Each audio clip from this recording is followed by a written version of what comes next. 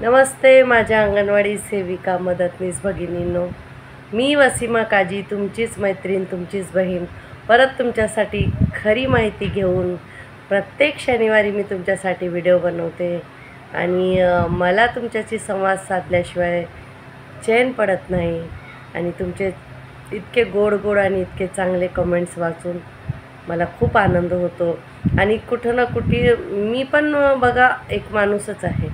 मी पण कधी-कधी खूप नाराज होते, पण तुमचे कमेंट्स बघून, तुमचे मोटिवेशन बघून, तुमचं सकारात्मक विचार बघून मला पण ऊर्जा मिळते. आणि ज्या माझ्या ताया नवीन चॅनलवर येत आहेत त्यांनी सबस्क्राईब करा पटकन. आणि तुम्हाला माझी माहिती आवडल्यास आपल्या प्रत्येक अंगणवाडी सेविका मदतनीसांना व्हिडिओ पाठवा आणि जर तुम्हाला आवडलं तर तुम्ही कमेंट करत जा. पूर्ण व्हिडिओ बघत जा, शेवटपर्यंत व्हिडिओ बघत जा, त्याच्यानंतर कमेंट करत जा. 1-2 मिनटाचा तुम्ही व्हिडिओ बघता आणि कमेंट करता, मग मला बोलता एवढा मोठा व्हिडिओ कशाला बनवता. अरे आपण काय छोटी लोक आहेत का? किती मोठी कामं करतोय, एवढा छोटा व्हिडिओ कसा चालेल आपल्याला? कारण हे बघा तायांनो, मी आठवड्यातून एकदा स्पेशली वेळ काढते, तेवढी माहिती घेते, तेवढं सर्च करते, तेवढं वाचते, तेवढं. कारण कुठेही माझी बहीण, माझी मैत्रीण खोटी माहिती ऐकून टेन्शन घेऊन नाहीतर जास्ती उत्साहित होऊ नये म्हणून मी सत्य माहिती तुम्हाला सांगत असते.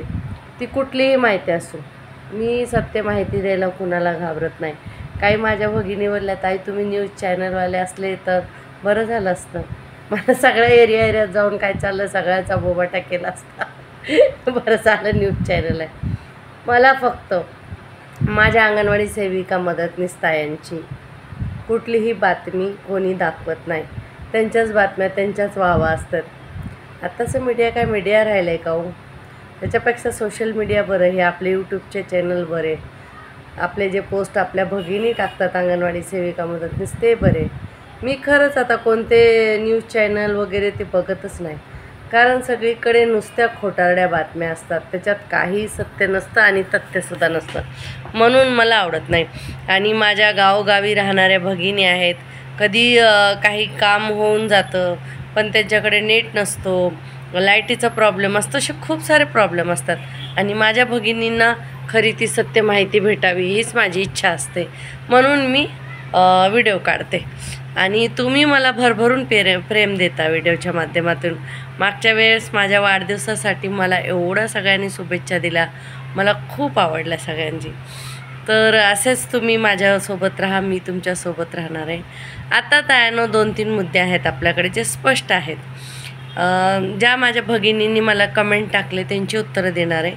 पर्सनल व्हॉट्सअपवर मला मेसेज केला त्याची उत्तरं मी तुम्हाला व्हिडिओच्या माध्यमातून देणार आहे. कारण प्रत्येक वेळी फोन उचलणं किंवा व्हॉट्सअप बघणं, शक्यतो मी कॉल घेते, व्हॉट्सअप वाचते, पण कधी तायांनो माझे पण खूप काम असतात आणि शक्य नसतं सारखंच फोन घेणं. कारण एवढे प्रॉब्लेम आहेत. अंगणवाडी म्हणजे असं वाटतं की मंत्रालयच झालेलं आहे, एवढे प्रॉब्लेम आहेत आपल्याकडे आणि मानधन एकदम कमी आणि कामं एवढी जास्ती.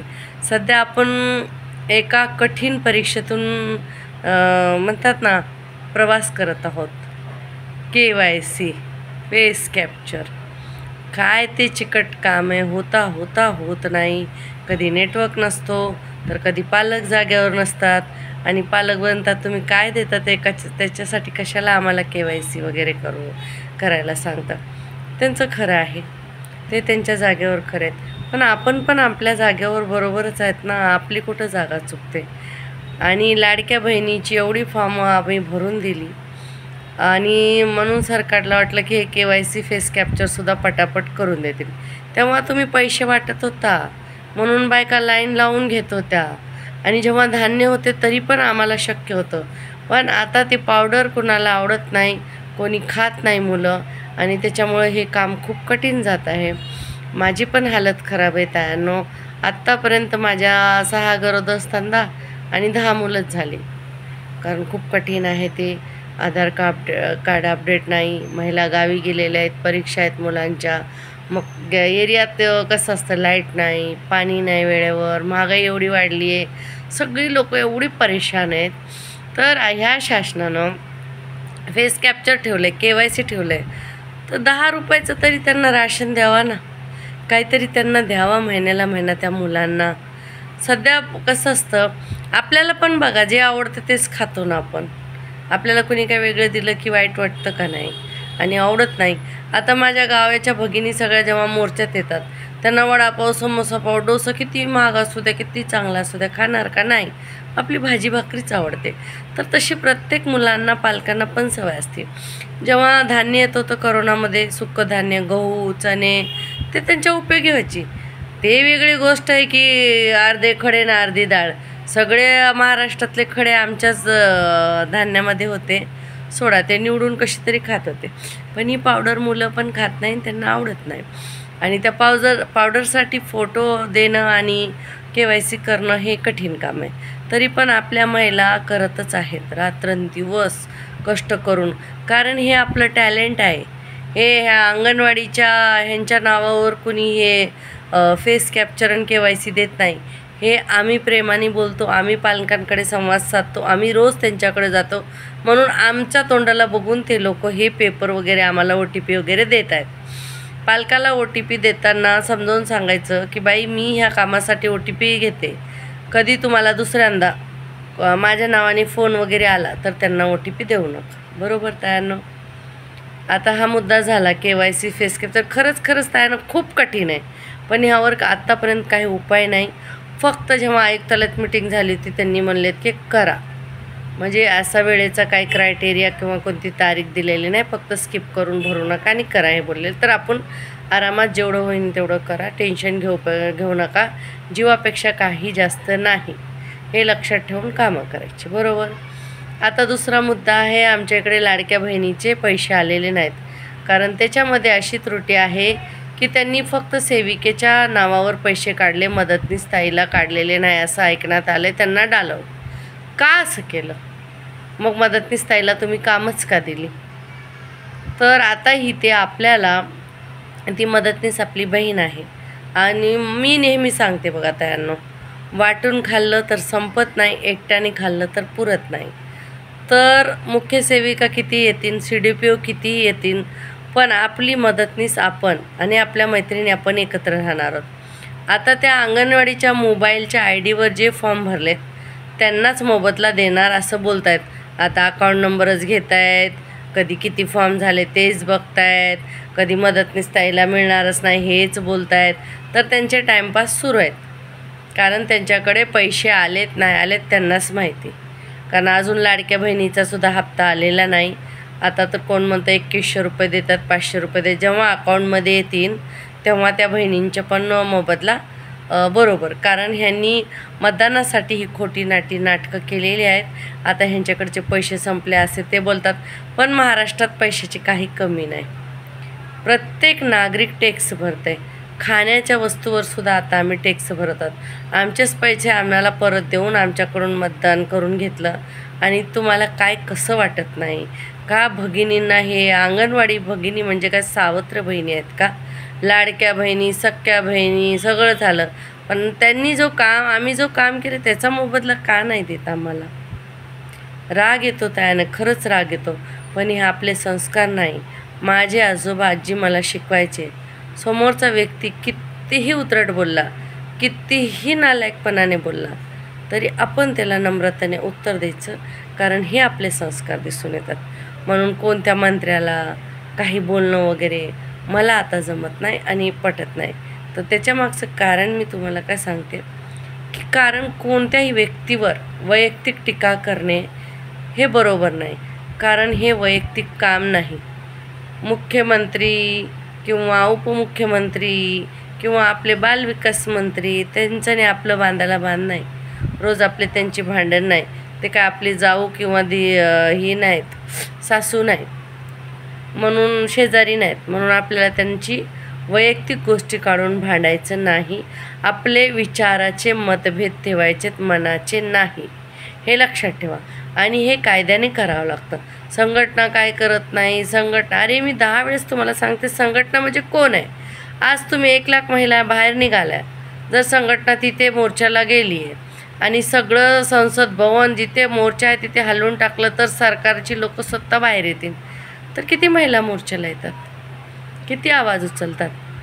अरे आपल्या बीटमध्ये मी तुम्हाला 10 वेळेस सांगितलं आहे, काटे वेगवेगळे असू द्या घडीला, पण कुणाचे 12 वाजायचे असले की एकत्र व्हायचं आहे. असं नाही की अंगणवाडीची कामं नाही करायची. आता पोषण पखवाड्याचे किती चांगले चांगले फोटो येतात, रॅल्या टाकत आहेत, करत आहेत. सगळे महिला कामं करतात.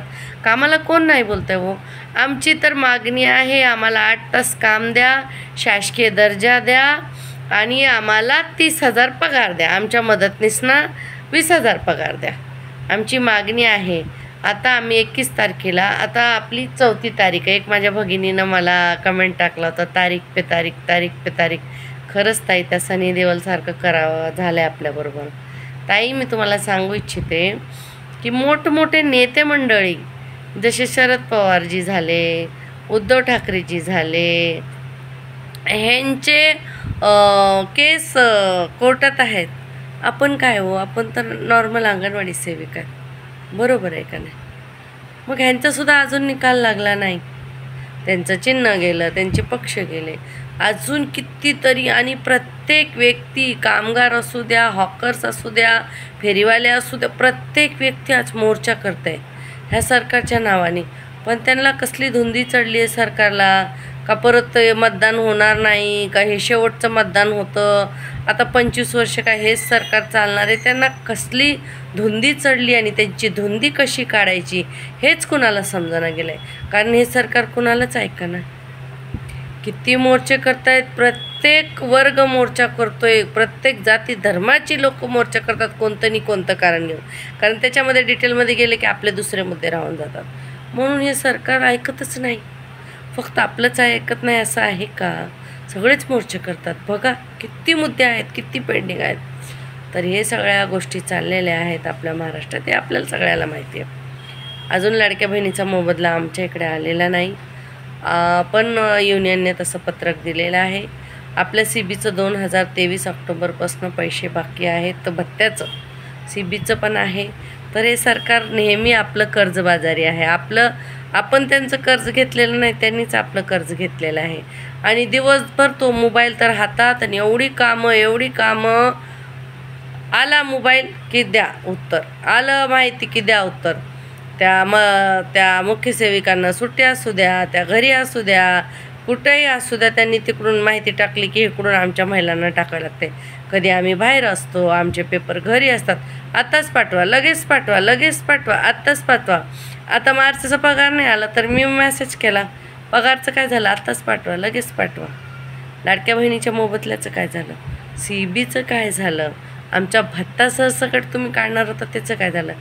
प्रश्न काय विचारत नाही असं तुम्ही नका समजून दे. मी युनियनच्या ग्रुपला, संघटनेच्या पण प्रश्न विचारते, आमच्या ऑफिसच्या ग्रुपला प्रश्न विचारते, मी मुख्य सेविकांशी बोलते, मी CDPO सरांशी बोलते, आणि मी आयुक्तांशी सुद्धा बोललेले आहे. तर मला सत्य बोलायला कुणाची भीती किंवा घाबरायला वगैरे होत नाही. कारण माझ्या सगळ्या भगिनी मेहनत करत आहेत, मेहनत. आता मला काही भगिनी बोलल्या, ताई आपण BMCला जोडले जाणार का, ZPला? बघूया अजून काय चाललं आहे, कधी करणार, आपल्या जेव्हा ऑर्डर हातात देतील. आता कसली तरी पुस्तकं आणि ट्रेनिंग सुरू आहे, ते पण आपणच स्वतः शिकायचं आहे. त्यांनी एकदा आपल्याला पुस्तकं दिली, त्यांना सुपरवायझरला काय डोंबलं त्याच्यातलं माहीत नाही, त्यांनाच येत नाही.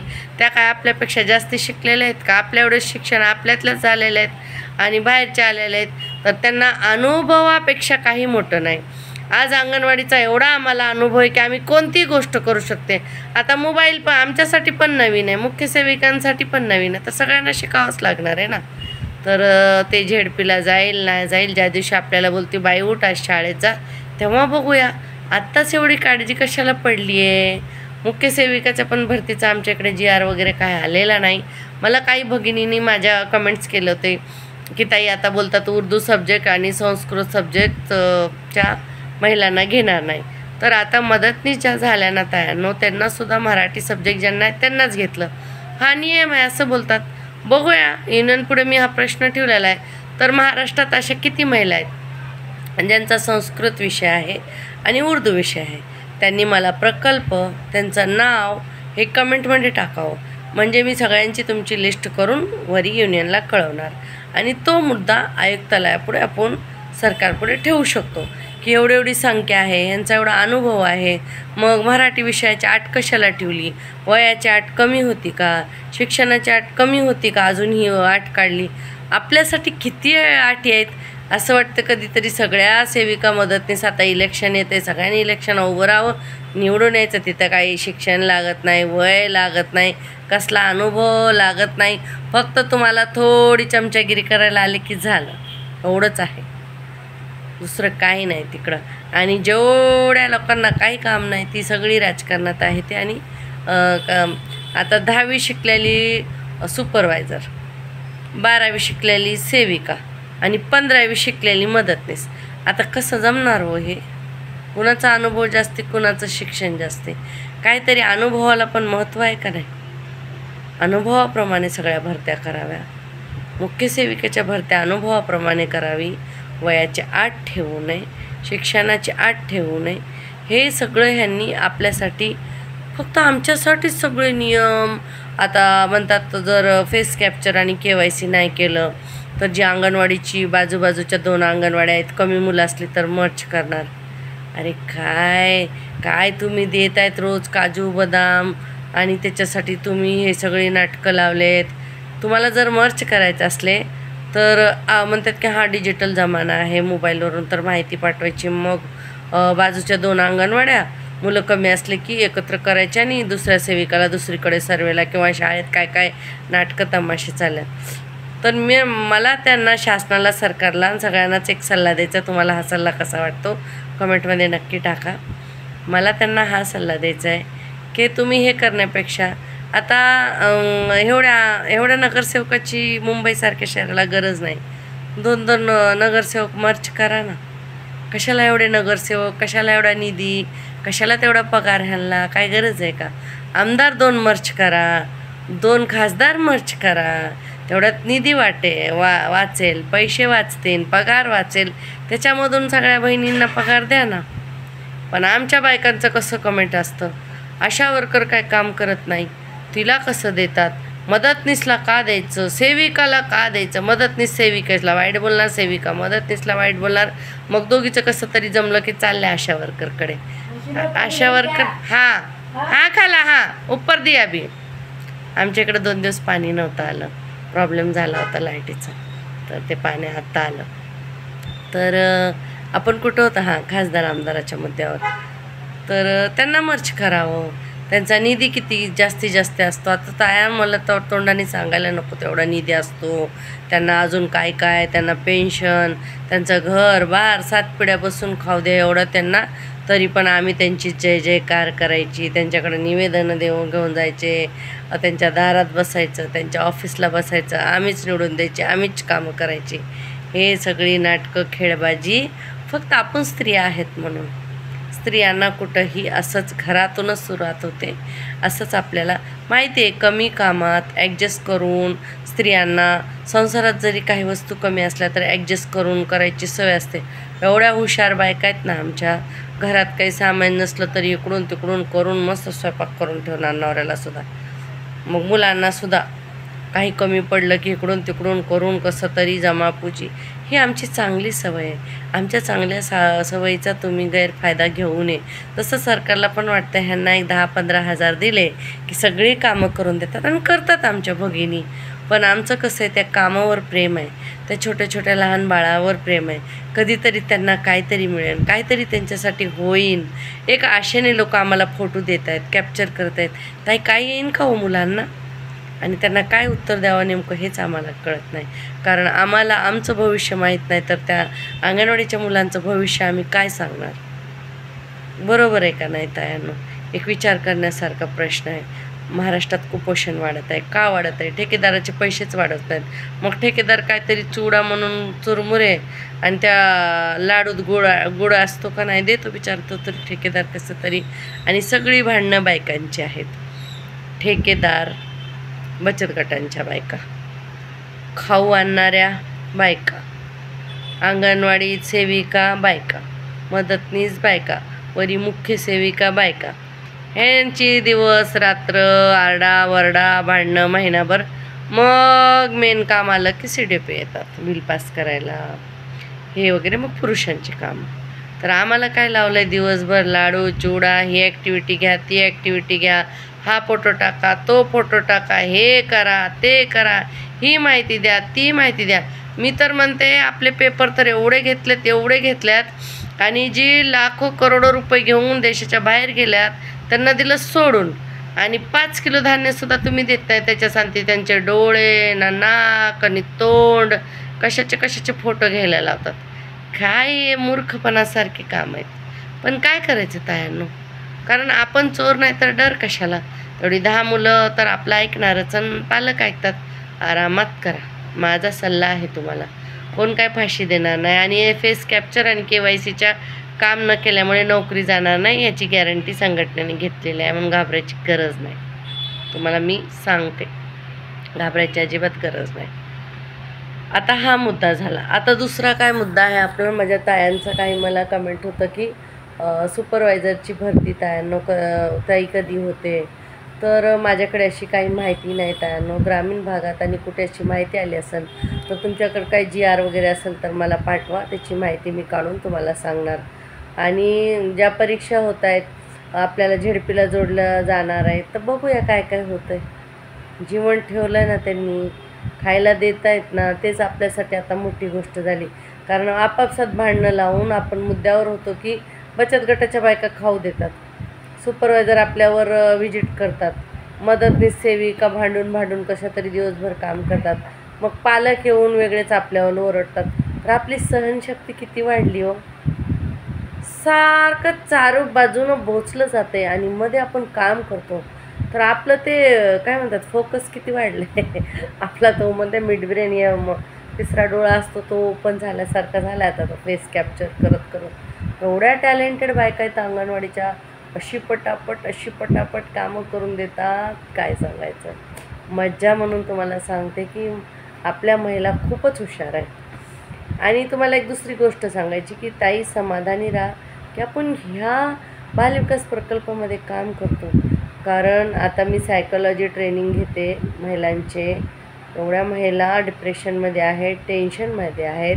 ह्या काळात पगार पाणीसाठी खर्चासाठी बाहेर स्त्रियांना निघावं लागत आहे. आणि त्या ज्या फील्डमध्ये काम करत आहेत किती दबाव, किती प्रेशर. पुरुषप्रधान संस्कृती अजून गेलेली नाही. तर मला काही स्त्रिया बोलल्या की ताई काम करताना ना पुरुष मंडळी आम्हाला खूप हे करतात हो, पुढं जाऊ देत नाहीत, टॅलेंट असलं तरी हे करतात. तर मी म्हणलं आमच्या सगळ्या स्त्रियाच आहेत. आम्ही दिवसभर आपापसात भांडतो, एकमेकाला थोडंफार वाईट बोलतो, पण वाईट कुणाचंच करत नाही आपापसात स्त्रिया. चुकून आपल्याकडून वाईट होणे ह्याची दक्षता पण आपण घ्यायची आहे. मला 4-5 बीटचे मॅसेज आलेले की ताई तुम्ही मागच्या वेळेस बोलला ना सगळ्यांनी मिळून राहायचं. माझ्या मैत्रिणीला मी 2-3 वर्ष बोलत नव्हते, तुमच्या व्हिडिओमुळे मी तिला बोलले आणि ती आम्ही दोघी एकाच बीटमध्ये काम करतो, मी तिला नाही भांडणार असं मी तुम्हाला वचन देते. मला एवढा आनंद झालेला ताई ह्या गोष्टीचा, खरंच तुम्हाला सांगते. अजून 2 बीट आहेत, त्यांनी तर मला सगळे बीटमधल्या महिला एकत्र बसल्या आणि फोटो पाठवला. कारण जे चित्र असतं ना, एक मॅडमचा ग्रुप, एक युनियनचा ग्रुप आणि एक मधला ग्रुप असतो ना, त्यांना कोणाचंच घेणं देणं नसतं. ती मॅडम गेली चुलीत, ते युनियन गेलं चुलीत, या बाया आपल्या कुठेतरी तिसरीकडेच असतात. असे जे 3 ग्रुप होते ते एकत्र व्हा आणि आपल्याला सगळ्यांना मिळून कामं करून द्यायचे. पण आपल्या हक्कासाठी लढायचं आहे, आपला पगार वाढवून घ्यायचा आहे, शासकीय दर्जा घ्यायचा आहे. त्याच्यासाठी सोमवारी आम्ही कोर्टात जाणार आहोत. तरी तुम्ही तिकडून गावातून खेड्यातून सगळीकडून पोहोचू नाही शकणार, तर आमच्यासाठी तुम्ही प्रार्थना म्हणजे आपल्या सगळ्या प्रोजेक्टसाठीच प्रार्थना करायची आहे की हे बाबा देवा सद्बुद्धी दे ह्या शासनाला की आम्हाला आमचा प्रोजेक्ट शासकीय दर्जा एकदा भेटला की सगळेच प्रश्न मिटतात आपले तायांनो. त्याच्यासाठी कोर्टात केस आहे आणि माझ्या हातात काय हातोडा नाही, ते जस्ट समोर जाऊन ऑर्डर करून पेन करून पटकन सही करून घ्यायचे. कायदा असतो, त्याचे मुद्दे असतात, वाचावं लागतात. मी कटघऱ्यात उभी राहिलेले आहे आणि मी साक्ष दिलेली आहे तायांनो. आता कोणता मुद्दा राहिला, व्हिडिओ पूर्ण बघायचा, नंतर कमेंट टाकायचा. आपण भत्त्याचा मुद्दा घेतला, ग्रॅज्युएटीची आपली फाईल पुढं गेलेली आहे असं सचिवने माहिती दिली, ते पण काम. हां, महत्त्वाचा खूप मुद्दामधले आपल्या अंगणवाडीचा वेळ बदलून घेतला आपण, कारण त्या छोट्या छोट्या चिमुकल्या बाळांचा विचार केला आणि आता सकाळची वेळ झालेली आहे सगळीकडे, तर त्यावेळेत काम करा. त्यानं उन्हात फिरू नका. खूप ह्यावेळेस ऊन जास्त आहे, एकदम कडक कडक ऊन आहे. स्वतःची काळजी घ्या, स्वतःच्या परिवाराची काळजी घ्या, कुटुंबाची काळजी घ्या. कितीतरी माझ्या तायांना ब्लड प्रेशर लो झाला, ते फेस कॅप्चर वगैरे उन्हात करत फिरत होत्या. डोक्यावर कपडा घ्या, पाणी प्या वारंवार, लिंबू पाणी प्या कुठं भेटत असलं तर. आता मला बोलू नका, लिंबू खूप महाग आहेत, मला पण माहिती आहे ते, पण आपल्यापेक्षा काही महाग नाही. खायचं प्यायचं बिंदास राहायचं, जे व्हायचं ते होणार आहे. कुठं कोण मेल्यावर त्याच्या खबरीला सोन्याच्या विटा नाही लावल्या आणि कुठं कोणाला चितेत जाळलं तर त्याच्या आजूबाजूला सोनं नाही ठेवलेलं आहे. आपल्याला त्या पत्र्यातच नेऊन जाळणार तर आणि गड्ड्यातच पुरणार आहेत. म्हणून खाऊन पिऊन मस्त मज्जा करा. आपल्या मुलांना आपण सक्षम केलेलं आहे. काय आपण मुलांना अडाणी ठेवलेलं नाही. कमवतील खातील, स्वतःकडे लक्ष द्या. एक मुद्द्याचं वाईट वाटतं की पेन्शनचा मुद्दा अजून झालेला नाही. आपल्या काही महिला रिटायर होऊन गेल्या आणि रिकाम्या हाताने गेल्या. सगळ्यात जास्ती वाईट मला वाटेल, खरंच सांगते. आणि आपल्याला सगळ्यांचं वाईट वाटणार आहे. म्हणून त्यांच्यासाठी पण तुम्ही प्रार्थना करा की शासकीय दर्जा भेटला तर त्यांचं पेन्शनसुद्धा होऊन जाईल. आणि शाळेत काही कुठंही नेऊ द्या हो, आपल्याला काम करायची तयारी आहे. आम्ही म्हणतो ना, आम्हाला 9:30 ते 5:30 शाळेत ठेवा आणि 35-40 हजार द्या, मस्त कामं करतो. कमीत कमी आपण शाळेत गेलो तर त्या मोबाईलला तरी आराम भेटेन हो. येताना घरी शाळेच्या ड्रॉवरमध्ये कपाटामध्ये मोबाईल ठेवून यायचा, दुसऱ्या दिवशी जाऊन हात लावायचा. जे 24 तास मोबाईलवर काम करतात तर 8च तास करू आपण, आपल्यासाठी चांगलं होईल. नाहीतर हातातच मोबाईल आहे, मेसेज पाठवलं की पटकन उत्तर द्यायचं. घरी नवरा नाही, मुलं नाही, स्वयंपाक नाही, दुसरं काम नाही, ह्यांना उत्तरच देत बसायचं रात्रंदिवस. ते खेळ चालला आहे. काहीतरी गेम असतं ना ते मोबाईलमध्ये मुलं खेळतात, तसं सारखं हातात मोबाईल. कुठे नेटवर्क नाही, लाईट नाही, ह्यांना काय पडली नाही. आणि त्या मुख्य सेविकेच्या कॉम्पिटिशनमध्ये आपल्याला भरटतात ती लोक. जायचं नाही अजिबात. ते बोलताना आपल्या प्रकल्पाचं नाव खराब होतं. किती नाव खराब होतं ते होऊ द्या, कायद्यानं जे कामं नाही ते करायचीच नाही अजिबात. कारण ते मुख्य सेविकाला तिथे सीडी पुढे हुशारी मारायची असते की मी किती शहाणी आहे, माझ्या वीटमध्ये मी कशी कामं करून घेतली बघा सर. म्हणून का आमच्या बायकांना तू काय जीवावर उठलीस काय? उन्हात फिरवते, फाशा लावते का? मरायला सांगते आम्हाला. सावलीत बसून तिथं ऑफिसमध्ये मस्त डब्बा खात. डब्बे खायला येतात ऑफिसला ते मुख्य सेविका. काही बरं का, सगळ्याच नाही विचारायचं का. काही माझ्या मैत्रिणी पण आहेत, चांगल्या पण आहेत, आणि काही खूपच वाईट आहेत.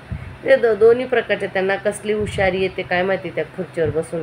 त्यांना कमीत कमी लंच ब्रेक आहे. आमच्या बायकांना लंच ब्रेकसुद्धा नाही. त्या मुलांबरोबर काहीतरी कुरमुरं खिचडी थोडी बहुत खातात आणि लगेच कामाला लागतात. आता तर ते दिवसभर ते खुरपायला गेल्यासारखंच झालं आहे. जेवायला सुट्टीसुद्धा नाही. तरी पण आमच्या महिला कामं करून देतात. मग त्यांचा मोबदला का नाही भेटावा आम्हाला? तर तायांनो, लढण्यासाठी तयार राहा. लढायचं आहे आणि जिंकायचं आहे. सोमवारी आम्ही कोर्टात जाणार आहोत. आणि लाडक्या बहिणीचे पैसे आलेले नाही, भत्ता आलेला नाही आपला, आणि CBचे पैसे पण आलेले नाही, आणि आपण अजून BMCला गेलेलो नाही. कोणत्याही प्रकारचा GR मुख्य सेविकाच्या माझ्या इकडं अजून आलेला नाही. तुमच्याकडे आल्या असेल तर त्याच्या काय अटी आहेत ते मला पाठवा, मी वाचते. दुसरं, संस्कृत ज्यांचा विषय त्यांना घेणार नाहीत, उर्दू विषय आहे घेणार नाही. तर अशा उर्दू आणि संस्कृतीच्या किती महिला आहेत त्यांनी मला कमेंट करावे. आणि मदतनीस ताईला का डालवलं गेलं लाडक्या बहिणीच्या मोबदला देण्यासाठी? तिला पण भेटला पाहिजे असता. तिनं पण मेहनत केली, तिनं पण जीव आहे, घर आहे, दार आहे, संसार आहे. तर आमच्या खिशातून काय आम्ही देणार नव्हतं, मग शासनाने असं का केलं? त्याचा जॉबसुद्धा संघटनेनं पत्रकात विचारलेला आहे. आणि सगळं असं नाही की संघटनेसाठी. हे बघा, घरात आईवडील असतात आणि 4 मुलं असली तर आईवडिलांसाठी सगळी मुलं सारखीच असतात. पण एखादं मूल खूप ॲक्टिव्ह असतं, तर स्वतःचं सगळं करतं, बाहेरचं करतं, तर आई म्हणतात चला तेव्हा ॲक्टिव्ह आहे, थोडं त्याच्याकडे लक्ष कमी करतात. मग एक दुसरा नेहमी आजारी पडतो, त्याच्याकडे थोडं लक्ष. मग मुलगी आहे तर आई तिला बघते थोडं. तर असं फक्त प्रेम लक्ष आहे ना, लक्ष वाटलं जातं, प्रेम कधी वाटत नाही. तर आपण भगिनींनी पण मिळून राहायचं आहे. काही आपल्या मदतनीस ताईंनी खरंच आपल्याला मदत केली आहे कामात, तर आपण मुख्य सेविका मोठी बहीण म्हणून त्यांना त्याचा मोबदला द्यायचा थोडाफार. ही माझे वैयक्तिक मत आहे तायांनो. याच्यामध्ये तुमच्याबरोबर ती मदतनीस कशी वागली, तुम्ही तिच्याबरोबर कसे वागला, ते तुमच्या दोघींची समज आहे, अंडरस्टँडिंग आहे. नाहीतर मला त्या ताई बोलल्यात व्हिडिओमध्ये की मदतनीसला पैसे द्यायलाच पाहिजे, तर लगे मदतनीस ताई आणि सेविका ताई आपापसात भांडणं करू नका. ह्याची खूप मज्जा घेतली जाते, तुम्ही लक्षात ठेवा. आपण आपापसात भांडतो म्हणून सरकारला भांडायला आपल्याला हिंमत आणि तेवढी ताकद राहत नाही. काही मोजक्याच पुढे येतात. खूप थकायला होतं ताई, आम्ही उन्हात मोर्चाला जातो, मिटिंगाला जातो, एवढं सोपं नाही हो सारखं, पण करायचं आहे. कारण हे बघा, जे तुम्हाला मिळणार आहे तेच मला मिळणार आहे. शासकीय दर्जा मिळाला, पेन्शन ग्रॅज्युएटचं झालं तर माझं पण म्हातारपण चांगलं जाईल ना. किती असू द्या, कुणाकडे मुलं कमवू द्या, नवरा कमवू द्या, काही असू द्या, पण आपलं जे हक्काचं असतं ना ते आपलं असतं. त्याचा गर्व आपल्याला आणि अभिमान वेगळाच असतो. तर ते आपले पैसे आपल्या हक्काचे. आता तुम्ही विचार करा, ह्या महिन्यात पगार नाही आला अजून तर किती त्रास होतो का नाही. तर आपल्या हक्काचे पैसे आपल्या हक्काचे असतात. तर तायांनो, घाबरून जायचं नाही. जे होईल ते त्या तयारीला राहा आणि नाक केला तर सोडायचं नाही. कोणी जबरदस्ती वैयक्तिक काही बोलत असेल तर अजिबात त्यांना सोडायचं नाही. आपल्याला कोणी डावललं तर त्याला सोडायचंच नाही. चांगला धडा शिकवायचा, पण आपण अशी चूक करायची नाही. कुठलाही काही पैसा आलेला नाही, साधं मानधन नाही आलं मार्च महिन्याचं, त्याचे वांदे, तर ह्यांनी काय मोबदला दिला आपल्याला? काहीच नाही. तर सोमवारी आम्ही जाणार आहोत कोर्टात. माझ्याबरोबर मुंबईच्या खूप सारे बेटप्रमुख येणार आहेत आणि तुम्ही तिकडून येऊ शकत नाही तर सकारात्मक विचार करा, आशीर्वाद द्या आणि ह्यावेळेस तारीख पे तारीख मिळवणे असं तुम्ही विचार करा चांगला. मी पण चांगला विचार करून जाणार आहे आणि माझ्या मुंबईचे खूप बेटप्रमुख माझ्याबरोबर येणार आहेत. तर निकाल चांगला लागू द्या आपला, हीच आपली इच्छा आहे सगळ्यांची. आणि कोर्टाचं दार आपल्याला खटखटावं लागले आपल्या हक्कासाठी. म्हणून मी नेहमी बोलते, ह्या महाराष्ट्रात लढल्याशिवाय काम होत नाही आणि मेल्याशिवाय नाव होत नाही. तर तायांनो, लढून मिळून आणि जिंकून दाखवायचं आहे. घाबरायचं नाही, कुणाला भ्यायचं नाही, कारण आपल्या एवढं कष्ट करून कोणीच खात नाही. खूप कष्ट करतो आहे. सगळ्यांच्या नजरा त्या अंगणवाडीवर. अंगणवाडीची विजिट झाली, अंगणवाडी ताईचं असं झालं, तिनं कॅप्चर केलं, सकाळी हाजरीच लावा, मोबाईलमध्ये ॲक्टिव्हिटीज टाका, ते पॅकच करा, ते लोकेशनच दिसतंय, ते इकडं झालं. अरे कितीतरी, आता आपण किती युनिक आणि किती मौल्यवान आहात तुम्हीच विचार करा. अहो, सोन्याला आणि हिऱ्यालाच एवढं लक्ष दिलं जातं. कोळशाला आणि लोखंडाला कुणीतरी विचारतं का? रोडवर पडलेले असते. तर आपण हिरे आहेत, हिरे मौल्यवान. सरकारला डेटा आयता देतो ना. म्हणून मी बोलते, यूं ही नहीं मिलता साहब आपको ग्रीन रूम में डेटा, यूं ही नहीं मिलता साहब आपको ग्रीन रूम में डेटा. मेरी आंगनवाड़ी की बहनों ने पूरा दिन धूप में काटा, पूरा दिन धूप में काटा. तो उसका ख्याल रखते हुए त्याचा विचार केला पाहिजे आणि अंगणवाडी कर्मचाऱ्यांना लवकरात लवकर शासकीय दर्जा दिलाच पाहिजे. आणि नाही दिला तर तुम्ही मिळून घेणार आम्ही. आमची संख्या बघा, आमचं बळ बघा. आता सगळ्या एकत्र आलेलं आणि अजून मला पुढे अशाच बातम्या येतं की आम्ही ताई सगळ्या एकत्र झालेलं सेविकामध्ये. काही असू द्या, एक भाकर आली अर्धी अर्धी खाऊ, अर्धी आली चतकर खाऊ, पण वाटून खाऊ, मिळून खाऊ आणि मिळून राहू. संघटित व्हायचं आहे. हे बघा, संघटना म्हणजे काय?